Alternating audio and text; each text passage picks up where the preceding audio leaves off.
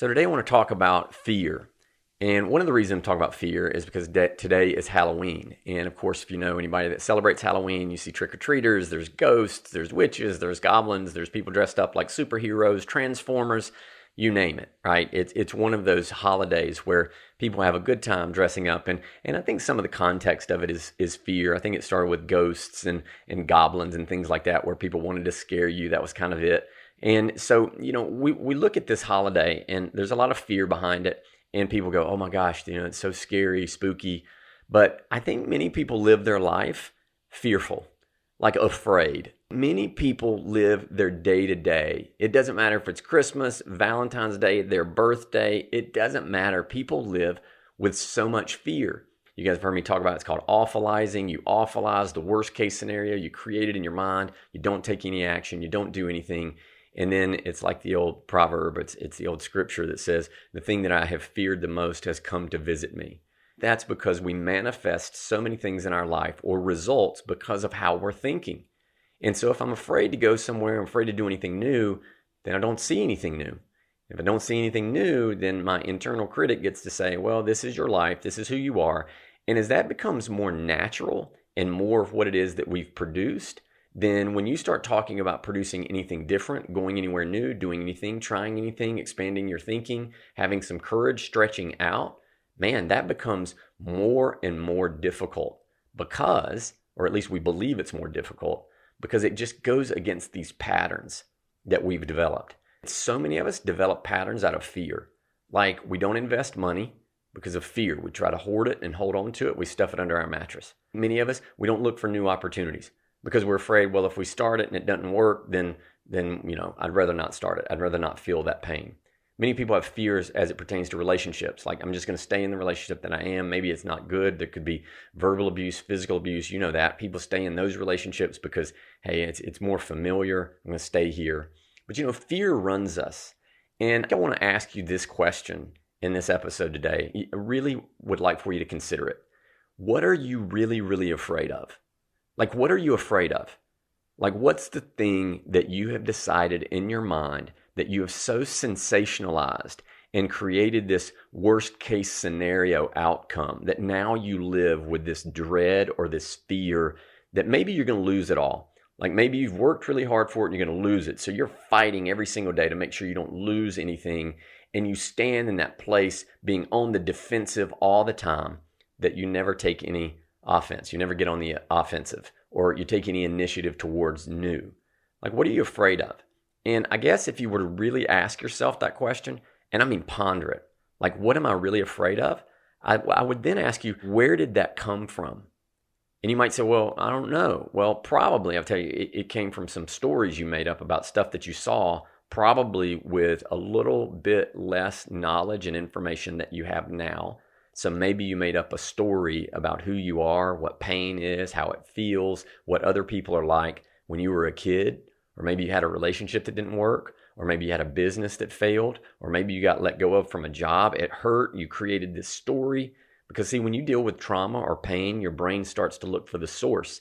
It wants to know why this happened. And so you start looking for that in all these other people and all these other scenarios. You're on guard. You're like, that ain't going to happen again. And the next thing you know, that thing that happened that you're saying is not going to happen again determines so much of your focus, so much of your energy, emotion, and your activity that it actually is controlling you. But because it's controlling you, you don't realize it. It's like a fish being born into water. A fish doesn't know what water is, born into it. The same thing happens when we develop these belief systems and these programs that are a lot of times based in fear. We don't even know why we're afraid, but we carry it. And a friend of mine used to say that action dissolves fear. So if I'm feeling this energy and this emotion of fear, if I can take some action on something and just go towards the thing that might be scaring me a bit, the thing that I might see as very dreadful, and just attack it and confront it, a lot of times we find that it wasn't so tough after all. It wasn't such a formidable opponent after all. You think this is something, there's a boogeyman in the closet, there's a monster under the bed, and then you actually look. You have the courage to look, and you're like, oh, there's nothing in there. And I think that's a lot of what fear does for us. It paralyzes us, and it keeps us from really stretching towards something greater than where we already are. So please hear this, because I'm going to check you on this. Because some people listen to this and go, Ronnie, well, do I have to be doing new things all the time and trying new things? I kind of like where I'm at. Well, good. That's wonderful. I hope you like where you're at. That's awesome. And at the same time, I'm just asking you to ask the question, what are you really afraid of? How's it showing up? Is it real for you, and where? How could it be holding you back?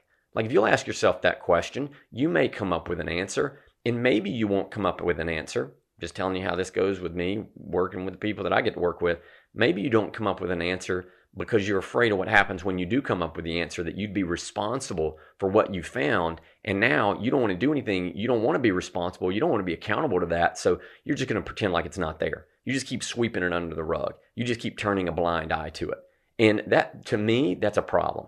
Because if you don't confront these things and you don't take the things on head on that are running your life, 90% of the decisions you make, if not more, my mentor used to say 99%, but 90% of the decisions you make are going to be run by some feeling of, I'm not enough, I can't do it, I should be fearful, I should be afraid, and that will rob you of all the goodies in life. Now, that doesn't mean you have to wake up every day and put on a cape and go for it like you're Superman or Superwoman or whatever. You don't have to do that. But I do think it's important for you to confront what's going on for you. And I think asking yourself what you're really afraid of is a powerful question.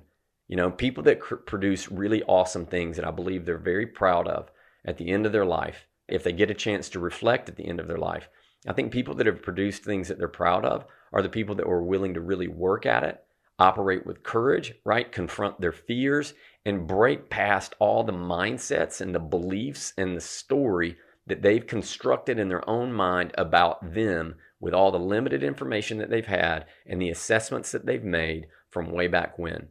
Your story is as important as the reality or the circumstances that are around you, because you filter what you see through your story, these lenses and these belief systems. And so you got to be really, really careful that these belief systems that you have of fear don't determine how you talk to people, what opportunities you look for, how hard you work on the day-to-day, if you're looking to create new things as far as business opportunities, career opportunities, if you're not willing to take your health on because you're afraid you'll start a diet, start working out, and then quit again, and you'll be disappointed, and so you don't even start. Like, all these things are fear, and it's just garbage. I believe if you listen to this, you're about forward movement and making good stuff happen.